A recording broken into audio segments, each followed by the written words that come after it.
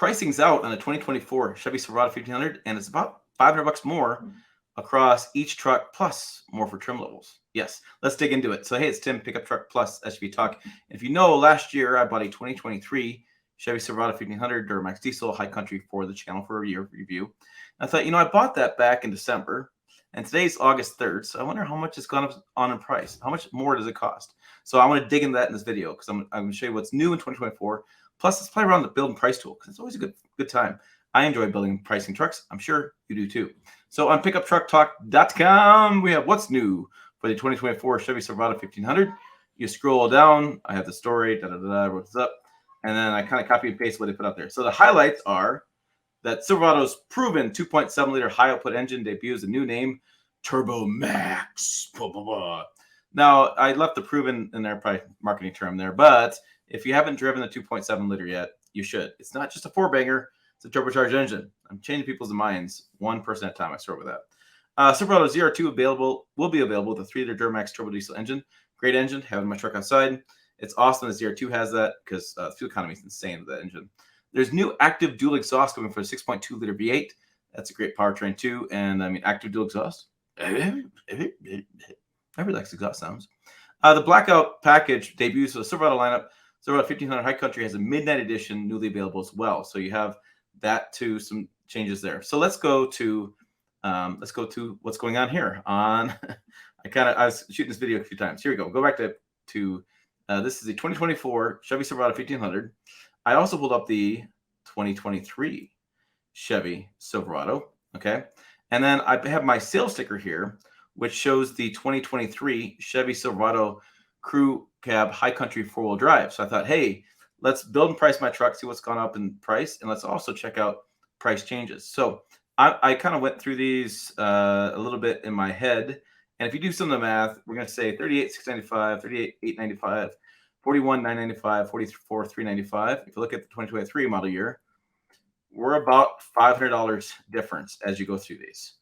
Okay, Crew Cab Standard is $44,195, and Crew Cab Standard is $44,695. So about $500 more off the top of the bat just for the truck. So if we go into trims, we'll go over here and we'll go to the 2023, and we'll click on trims as well. Let's start looking at stuff. So the work truck, let's say work truck. You can only get this four-wheel drive these days because they're not building that many more 2023s. But work truck with the 2.7-liter Turbo Max engine, $44,195 down here, $44,695 and $49,685 for the 5.3-liter, $49,600. So yeah, about $500 more per trim level there. Looking at more of the volume side of the LT, $55,595 and $55,995. So actually, the LT hasn't changed in price, which is impressive. The 5.3-liter, there's two versions. One has the V8. The other one has the V8 10-speed automatic transmission with electronic precision shift and front bucket seats. So you get one version of the engine, one version of bucket seats. So $57,190 and $57,140 and $57,660. So a little bit pricing difference there. And then you get the turbo diesel. If you do that route, $57,985, which I'm sorry, but I keep bringing this up. This is a hell of a deal. $58,605. You're only not even $1,000 more than the 5.3-liter. I mean, yeah, big deal.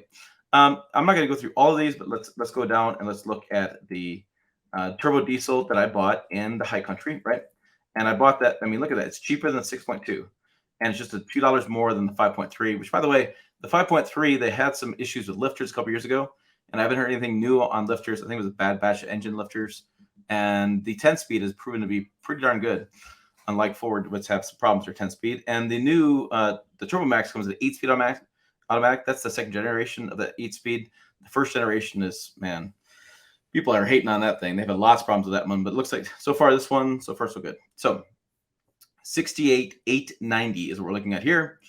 And if I come over here to 2023 model year, which I got to find my thing, $68,440. So $590 and $68,440, right? $68,890. So about $500, $550, somewhere in that realm. Okay, so if we go now and we click, I clicked on that. So now we go to exterior. Oh, excuse me. This is this. I gotta do a trim style. I gotta get over here a little bit. My cursor keeps slipping. Get over here, cursor. Behave. So let's select this one. and it's going to say next exterior. And so that's 23. So on 2024, I'll say next exterior. And dark ash metallic, that is the color I have on the Silverado right now. I really like that color. It's really nice. It's held up well. It doesn't show a whole lot of dust. And even dirty, it doesn't look that dirty. So big fan of that one. Let's go to wheels. I have the machined aluminum wheels with charcoal pockets. That's what it came with. I put some new fuel wheels on that I think look pretty badass. And so let's just go with those wheels. And next, interior. The jet black perforated leather seating surfaces. This is jet black umber seating surfaces, which is the same type. I think let's see what I have. Jet black. This is so not perfectly clear. Interior. Dual zone front leather APTD ventilated power bucket seats, front heated seats. Oh, here we go. Interior jet black. So let's go back here. And they're both jet black. I think I have, yes, I have jet black with black. I don't have the umber, but I do. If I were to buy my truck again and I had more choices and I could take my time, I'd go with this. I think that just looks a lot better. And I'm not sure. The night shift blue. Huh. I don't know. There it is. I think I'd go black. Okay. So I like what I have. Dirt doesn't show up too much. And I like the wood here. The only thing I would tell you is next to the shifter. The shifter's a little unique. Its shifters doesn't move, just kind of forward and back. It's nice because you have room. I have tons of storage room around that shifter. But I'll tell you this chrome along the sides, at times it glares in the sun. So keep that in mind. I love the rest of the truck. The dash has been great. The screen's been great. Everything else has been fantastic with this truck. Packages.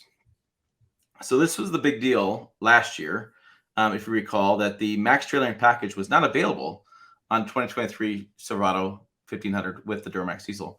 And people were theorizing in email and phone calls that I get that Chevrolet was having problems with that max towing and they couldn't build it, and it was a big issue.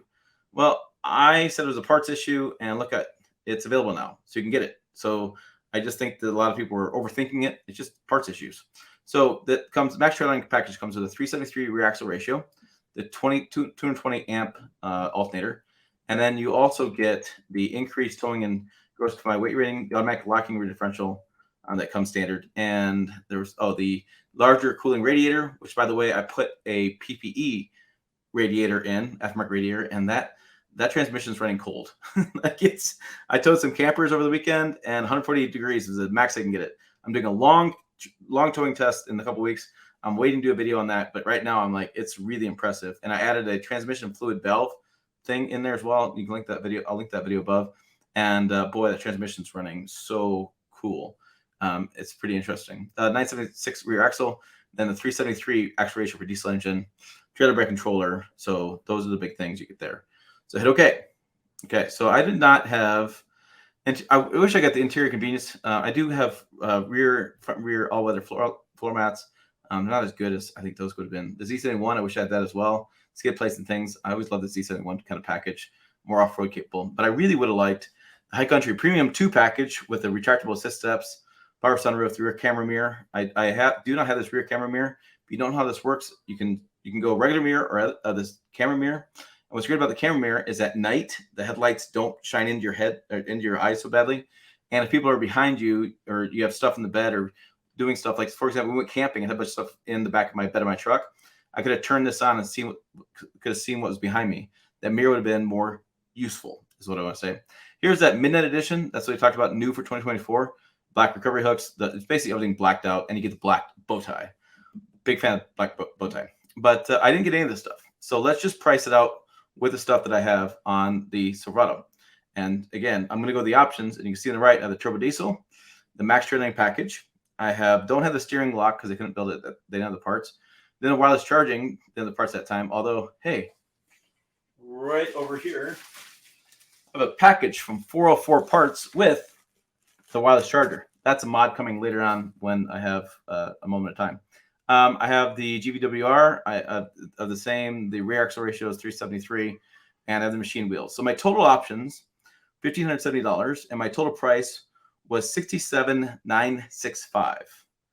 When I come over here and I don't do any interior options, I limit interior options as well, which I would have liked to have some interior options. But yeah, and I scroll down to $69,590. So what did I say? $67,965 $965 and $69,590. So it's interesting because when you go back to just looking at just the cabs, the price is up $500. Look at the trim levels, and the price is up about this. It's not that much more, but all of a sudden it sure does jump up in the end result. So that's interesting. Now looking back, and those people going, well, I want to buy the high country trim. That's too much money. So let's build something that's more reasonable. So if I went to the LT is like their best selling trim. That's their volume seller. Let's do the LT with the base engine, the Turbo Max engine, and we're going to continue with this. So we said 69,000 for the high country. So I have 55,595. Let's say you do dark ash. You can see that the truck looks a little bit different without the high country badging and stuff like that. But let's say you do dark ash like I have. Big fan of that. Wheels, you have 17, 18s. I think those 17s kind of look a little ugly personally. And I'm not a huge wheel guy, but yeah, I kind of would go. Let's take a look at these. Better. What about these? Yeah, I think those are probably better. I don't want to go 22s. 22 is too much money. Let's save $1,000. That's it. We go a little bit better wheels. We'll splurge just a little bit. Interior, we have the jet black cloth seat trim. I actually like cloth. A lot of people talk about leather, and leather gets hot, and cloth. I just like cloth seats. Kind of weird thing. Seat types. Let's see. Oh, front bucket seats. So this is a 40. That's a split.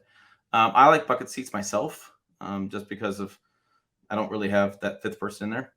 And so to finish adding bucket seats, I have to add one thing. This is crazy. I can't believe you had to add a transmission. Choose a transmission to take the change.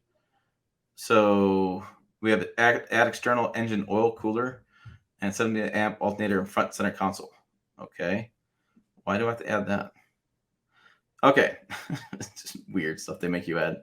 So packages, I have the Texas State Edition package, which is cool. The All-Star Edition package. I had a PR guy send me this truck one time.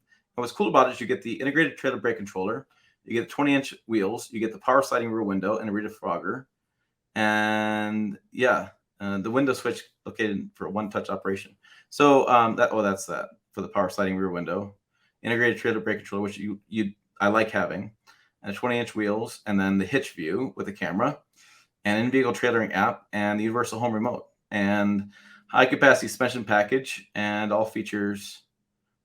Yeah, I had a PR guy send me with this because he said this is the best value for Chevrolet trucks right here, was this All-Star Edition. And so I tend to agree. The power sliding rear window, integrated trailer brake controller, better looking wheels. I mean, it seems like it's a no-brainer. Let's say we don't do assist steps, so we just keep it the way it is. I'm looking around and I don't see anything else that I would. Let's just say we're not gonna do anything. Max trailering package. So if I add that, do I lose the wheels? No, I get to add that. So if I just go with those options and I don't do anything else, no remote start, which comes standard on high country, which Chrome package would come standard on high country. Oh, I can add this for $0. Okay. So I guess it's standard. Why is it $0 for an option? That's weird. Round assist steps, Chrome assist steps, trifold. Let's say I just don't do any of that stuff, although I would buy the trifold. The perimeter lighting, that'd be interesting to know more about that too. Yeah, I guess it's right there. Interesting. So let's just select that, see what it does. Front and rear park assist. Yep. Rear cross traffic braking. Rear cross traffic braking is really important. I don't know why this stuff doesn't come standard. I use the rear cross traffic braking all the time. Go to Walmart, you back up, Menards, Home Depot, whatever. You can see vehicles coming behind you, alert you from your seat, and the parking assist. I like parking assist, especially because trucks like that's pretty big. The surround vision camera, that's great for picking up trailering. Trailer side blind zone alert. This is cool. When you put the turn signal on, it'll show you in the camera left or right, and it actually can show you now if somebody is in your trailer blind zone when you're towing, and that's cool as well. And inside rear trailer camera input. Oh, so you can actually add the trailer camera in here as well. So let's add that package. And then, I mean, this is what's crazy with Chevrolet. To me, what's crazy about this is I'm doing this package, and I get $61,415. Well, the high country is $8,000 more, and I get all those features kind of standard. So to me, it's like, that's why I've said in other videos and things, I believe in today's truck market, with the way pricing a truck has gone, within this realm of thinking that the high country trim level in Chevrolet is a pretty good value. Full stop. Comparatively to other trucks on the marketplace, other features and things, I'm not going to argue trucks aren't getting more expensive. I'm not going to say that, I mean, my payment's $1,000 a month. They're expensive. There's no doubt about it. But I think in this market, with the way the truck prices are going, if you're looking at an LT, a beefed up LT versus a high country with even better materials and more standard features, and your price difference is $8,000, and probably better resale value too with high country. I mean, I think it's kind of a no-brainer. That's one I would go with. So yeah, those are my thoughts on these videos. So check out the videos over here, website down below. Let me know down below too in the comments. What do you guys think? What would you buy? Do you buy an RST, an LTZ? You like the Z71, or are you at with this? What do you have, the Z71 package? I'm just kind of curious. Put comments down below. As always, thanks for watching. I will see you down the road.